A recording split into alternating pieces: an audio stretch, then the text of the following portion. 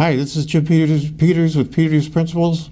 As you know, you never know who you're going to get on Peters Principles, and this time we snatched a really good one. I have with me Dr. Titus Plomaritis. Dr. Titus Plomaritis wrote a book on his life right here called Titus, which you can pick up at the Demula store, right? Yes, well... if you're there. If you're there, they can pick it up. I'm on a book signing tour right now, and I'm covering all 77 Market Basket stores. And there are 77 of them? 77. I've covered 9 already, and the response has been very good, Jim. That's good. I worked at Market Basket for a couple of years back in high school, and I think they had 4 stores. This is going way back. I can go way back when they had 1 store. One store, okay. All right. Dr. Plomaritis is not getting any money from this book. I donate 100% of the proceeds from the book to scholarships. Right. And so far, we've given out $55,000 in scholarships in the past 3 years. Okay. In the Lowell High School and Pelham High School are the 2 high schools that are recipients of these scholarships. Oh, okay, good. What's an average scholarship? How much is an average scholarship? The one the high scholarship at Lowell High School is $10,000. Oh, that's pretty good. And it's payable $2,500 per year, as long as they keep up their grades and they continue in school. Right. Okay. Now, what is keeping up their grades? Is that a C average or a B average? Or they have to have a 3.0 or better. Okay. All right. I'm just checking to make sure that I would have been eligible, and I would have been. So that's good. Let's talk about the high school a little bit. As you know, it's always in the paper right now, and it was in the paper again this morning.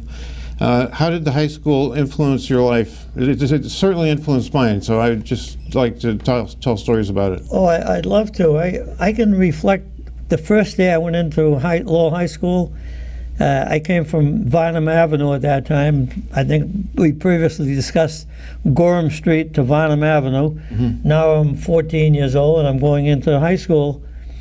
And it was in the old building at that time. They had the old building, right, and you had the new building, which is really old when you're comparing it to the one they built many years later with, right, the canal. But let me relate to how high school affected me.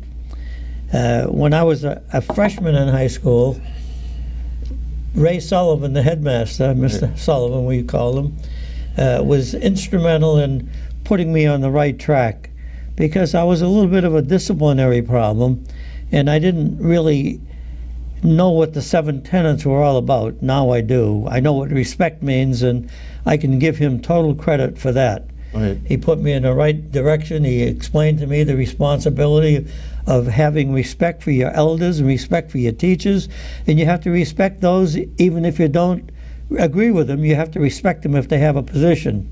And that was very instrumental in one of my major tenets in the scholarship program that I have.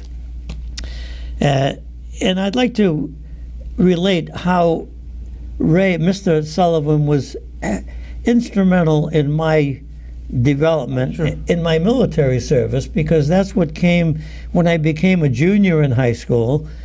The war had just finished, and the recruiters were coming to the high school, and they were recruiting junior and senior students to receive the full GI Bill of Rights and go to Japan and relieve the troops. Right.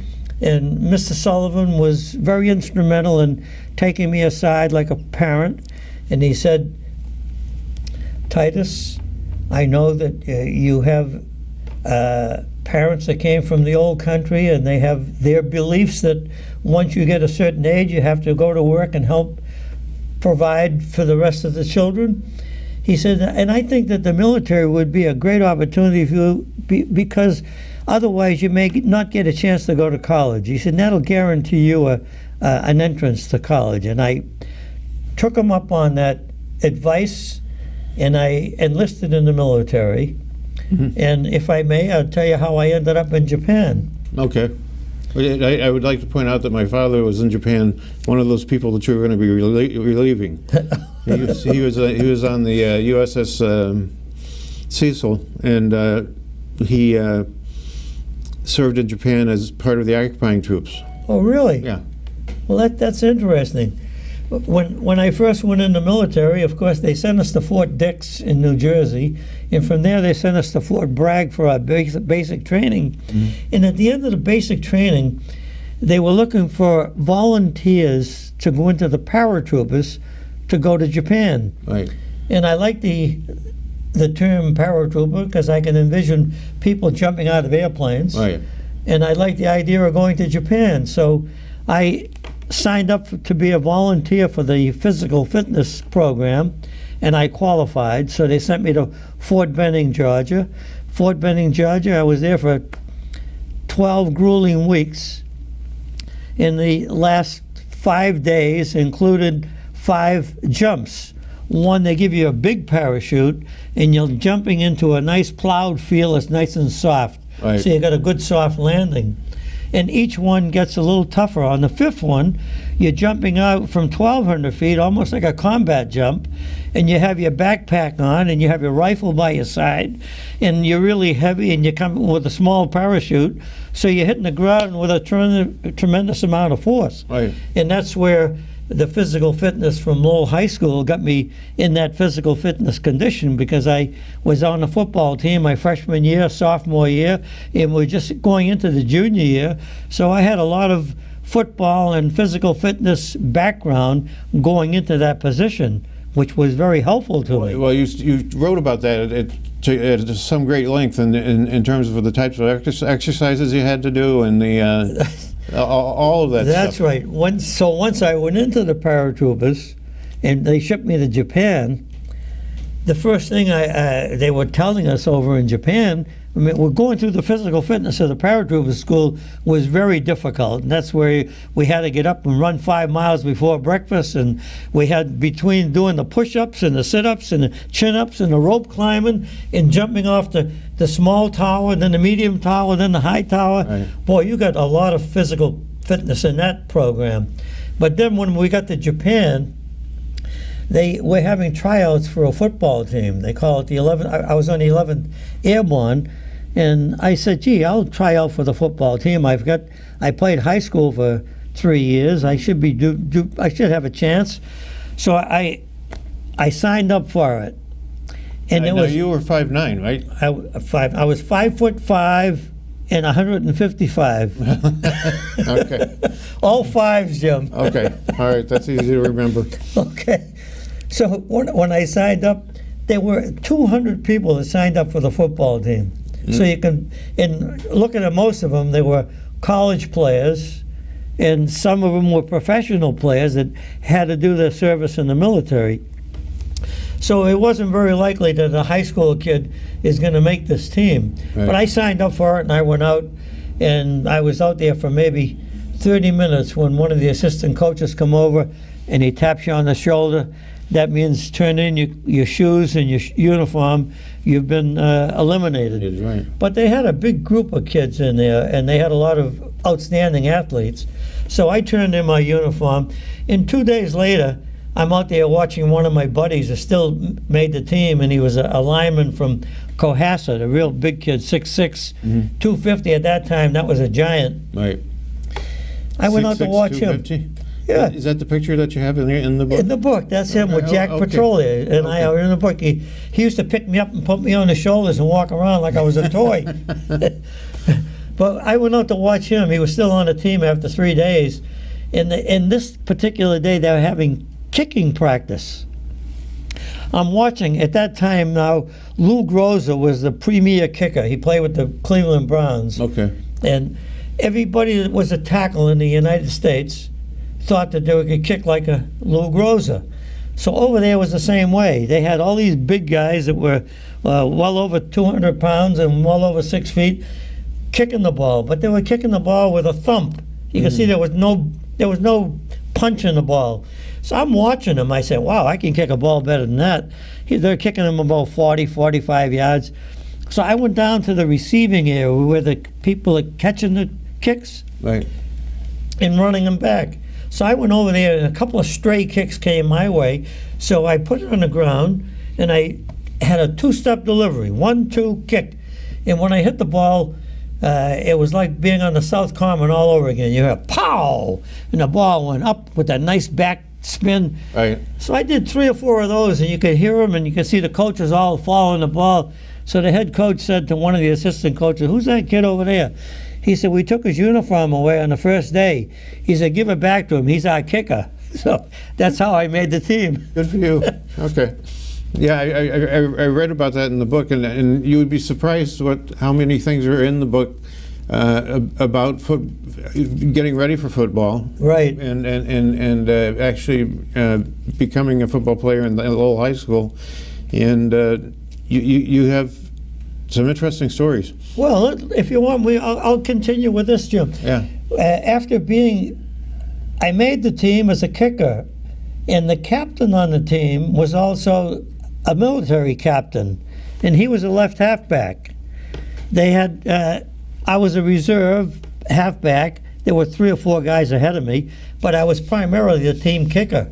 So by the time we get halfway through the season, through injuries and whatever else, there's only 2 halfbacks left. There's the captain on the team at left halfback and me. At that time, there were left half, right half, quarterback, and they didn't have this what they call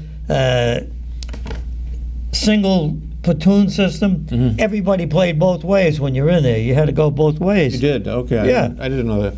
So by the time we got to the end of the year, most of the people were hurt, and we were getting ready for the very last game, and it rained all night, and the field was very muddy, and it was overcast, and they were having showers. Right. So the captain of the team and the captain in the military stepped in a hole, a puddle, a mud hole, and he sprained his ankle. Oh. Oh, and he was really hurting. And he said to the coach, he said, "Coach, Titus knows the plays. Why don't you start him, and maybe I can back him up in case he gets hurt." He said, "But my ankle is really killing me." I think he was just trying to give me a break. Maybe. Make a long story short, we played the game 0-0 with about 2 minutes to go in the game. And Jack Petrolia is the big guy. He's a big guy, and he's the tackle. And we're about on the 6-7 yard line, and the coach calls Titus to carry the ball 4 consecutive plays. And on the last play, I'm I think we're in that heavy mud, probably picking up 1 or 2 yards on each carry, right, and getting in there. And the game ended. We won the game 6-0. They tried to point after, but in the mud, when you put the ball down to kick it, the ball sinks in the mud, and you can't kick it. So okay. I missed the point after. We won the game 6-0. And on Stars and Stripes, that's a military overseas magazine, right, a newspaper. They had me on the front page of that magazine in the mud. You saw Jack Petrolia in that picture, right, too, and they had us in there on the front page of that Stars and Stripes. I was so excited. I made a copy of it, and I sent it to Lowell High School. I sent it to Stanley Starklosa because he used to write to me once a month. He was He was my pen pal, and he was the baseball captain, a coach. Right, right. So now we'll get back to high school, okay? Okay. Come back to high school now, and everybody at the high school must have got a copy of that clipping because he made copies of it. He was proud of me. And I came back to high school, and the Lowell Sun sends a photographer out there to take a picture of Titus coming back from the United States Army paratroopers and going back to high school to play football. Right. I came back to high school because Ray Sullivan, when I was leaving, he gave me one of his handshakes, and he had arthritis in his hand. And in the handshake, there was a piece of paper. And I looked at the paper, and it had 2 phone numbers. And he said, the first number is my home number, and the second number, no, the first number is the high school number, and the second number is my house number. If you need any help, because he gave me a USAFI program, which is a high school program that's coordinated with the military to keep your grades coordinated so you can go back and finish your high school. Right. So he went through that trouble to give me this information, and he gave me the 2 phone numbers. I never had to call them, but I had those, and I had them in my possession all the time I was in the military. So now coming back, he greeted me with open arms like a father. Really, he was really great. And I went out to football practice the first day, and I met Ray Riddick for the first time. Okay. And he was like 6'6", 265. Yeah, he's a big guy. He played for the Green Bay Packers. He played opposite Don Hudson, who was an all-pro end. And he put his hand on my shoulder, and it was like a bear. And he said, "Titus, welcome back to high school." I said, "Thank you very much, Coach." And I was a little bit overweight because when I was over there, when the football season ended, and you're in the military, they give you 3 good meals a day. So I put on some weight. I came back about 10 pounds overweight. And we were at the practice, and he said the coach had these big cards, and he had the players on them, so he could stand in front of the people in the huddle, and he would show the play, and we'd watch him. Every player had his signal. The tackle had to block this man. The end had to block that man. Everybody had an assignment. Mm-hmm. So I'm watching it for about 10 minutes, and then the coach said to me, "Titus, jump in there at left halfback." So I jump in, and he's showing up the play, and I'm looking at it, and it's a simple play. It's a single wing, and it was going off to the right tackle. Mm-hmm. So I followed the blockers, and I'm looking at these kids, and I'm saying, there's no way these guys are going to stop me. I'm playing over in Japan with these college and professional players. I'm looking at the kids on the second team on defense, and I just went through with that mentality that these guys couldn't stop me. I probably bounced off a couple of them on the way, but I went for a touchdown on the first time I carried the ball. But when I got to the end, I'll tell you, I was sucking wind. I was exhausted. I could hardly breathe. So I get back to the huddle, and I say, I'm glad that the coach told me to step back again so get somebody else in there. But now I'd like to tell you the most important part of my entire life happened at the high school on Friday night. On Friday nights, the Lowell High School kids and the Keith Academy boys and the girls from Keith Hall right, all met at the Immaculate Conception Auditorium, okay, where they had what they call it a hoodsy hop, a dance. Right. And it gave a good chance for almost all the kids of that age, high school age, throughout the city, would gather there, and they would dance. Well, I went there with a couple of my high school buddies, mm-hmm, and I feel pretty cocky now. I got on my zoot suit, and I got on my paratrooper boots. I'm trying to look good, and I see this cute chick standing in the corner with her classmates over there. And I said to my buddy, I said, "Who's that cute little girl over there?" They said, "That's Claire Smokey Hebert." I said, "Smokey, did she smoke?" They said, No, but she's a ball of fire. You got to watch out. She's a crackerjack." So I said, wow. I kind of got my clothes together, fixed my necktie, and I walked over. I says, "Claire, could I have this dance?" She said, "No." Well, I wasn't used to being rejected like that. I said, "No." I said, "Wow." So I walked back to my buddy and I said, "Can you believe that? She told me no." I said to him, I said, "Where does she live? I'm going to have to see if I can get over there," because I was a salesman. When I came back, I had a little trouble communicating with my dad, so I figured it's best if I got a room downtown somewhere and get a job and support myself, because I was a veteran, and I figured it's time to start learning how to take care of yourself too. Right. So I got a job selling Watkins products. That was like a door-to-door salesman. Right. This is a good, cute little story now. So I found out where she lived on Aiken Avenue, and I found out that her father was a professional boxer. He had 105 professional fights. Frankie Hebert, actually Frank Sargent, the sports editor of the Lowell Sun, did a feature article on when he died of an automobile accident when I was going to chiropractic college in New York. Anyway, getting back to Claire, I found out that she lived on Aiken Avenue. So Saturday morning now, I'm dressing up and I'm putting on that only necktie I got. I shine my shoes and I go over to 89 Aiken Avenue. I knock on the door. This gentleman comes out. He's wearing a T-shirt He's kind of a little bit overweight. He has very little hair, if any. And he says, "What can I do for you, son?" I says, "I'm your Watkins product salesman, your door-to-door salesman. I have some outstanding specials. Can I come in and show them to you?" He said, "All right, come on in." So I walk in. What do I see? I see his 4 daughters lined up on the table with those big curlers on their hair. That's how they did their hair in that time, Right. and a towel on top of that. And I look at my cute little Claire standing right there, one of the 4 girls. Right. And I got to tell you this now. I looked at her and my heart was beating. And I said, I got to open this little case now and try to impress her what kind of a good salesman I am. I opened up my case and I ended up selling 2 bottles of coconut oil shampoo to her father that only had 3 hairs on his head.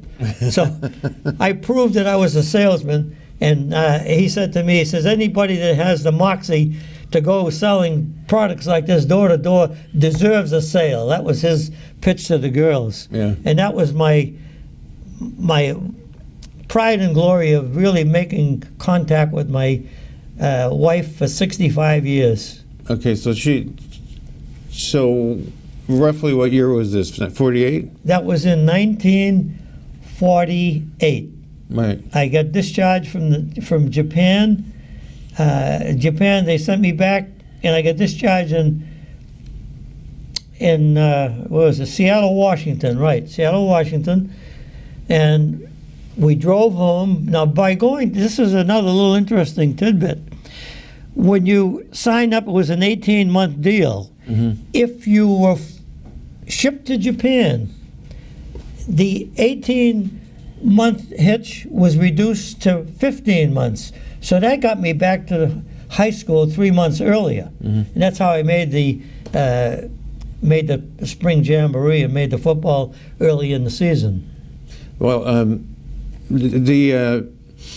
what I'd like to talk about next time you're here, because we're not going to have enough time today, but is the famous football game, the Lawrence Lowell football game. I could fill your trunk up with football stories. Yeah, well, we're going to do a couple of them because I know that you have them. And you had an outstanding son who was an outstanding quarterback, Titus. Titus Jr., right? Titus Jr. And he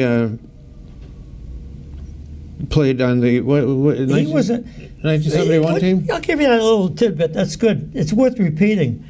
In 1948, Lowell High School had its first undefeated team dating back to 1890. Mm-hmm.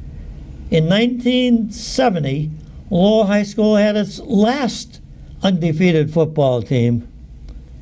And Titus Jr. was the quarterback of the 1970 team, and I was the left halfback doing the passing for Lowell High School in the 1948 team. Can you believe that? They haven't had one before 1948, and they haven't had one since 1970. I can believe that. I watched. Well, I was on the team, but I was the bench warmer. So I didn't get to play. I didn't get to play much because every game was important. Right. Right. So. Well, Titus today, Titus Jr. is an orthopedic surgeon in Kansas, and he's also a master falconer, and he trains. Oh, is he? Yeah, he's a master falconer. He trains. He trains hawks, owls, and eagles to capture and kill jackrabbits, and he's on a mission to have this great feast that's never been done on television to kill. What do you call them? Coyotes. Okay. That are very. They're damaging all the grain fields out in Kansas, right. And they would love somewhere. They don't like to use pesticides, so they said if he can bring his eagles out there and get those coyotes, they'd love it. So that's what he's working on. Oh, that's good. I'm glad to hear he's working on something besides orthopedic surgery. But I think orthopedic surgery is kind of a big thing. So he was a chiropractor at first, right? No. I'll give you the background. Stephen, my other son, was he went to Bishop Girton because Lowell High School wouldn't take kids from Pelham at that time. So he went to Bishop Good and he wanted to play football. He got a scholarship to Colby College up in Maine, Waterville, Maine. Right. And from there, he went to osteopathic school. And he was going to come back and work with me. Oh, okay. And while he was in osteopathic school, he was encouraged to go to continue on to orthopedics. So now he's an osteopathic orthopedist, and Titus is a medical orthopedist. So they're competing with each other. And Stephen is the one that took care of Nancy Kerrigan.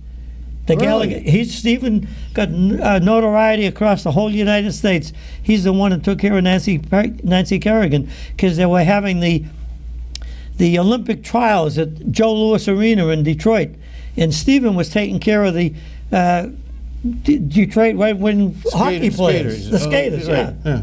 That's great. That's fantastic. You must be very proud. I am very proud. Yeah. Okay. That's all that we have time for today. This is Jim Peters on Peters Principles, and we're having Dr. Titus Plomaritis back again because he's got a lot more to talk about. So we'll cover his. I want to get the Lowell Lawrence game of 1948. I'd be very happy to give you that one. Yeah. All right, that's a good one. And today we covered almost everything we had written down here, so that's good. This is Jim Peters with Peters Principles. Thank you, and have a good night. Thank you very much, Jim. Thank you.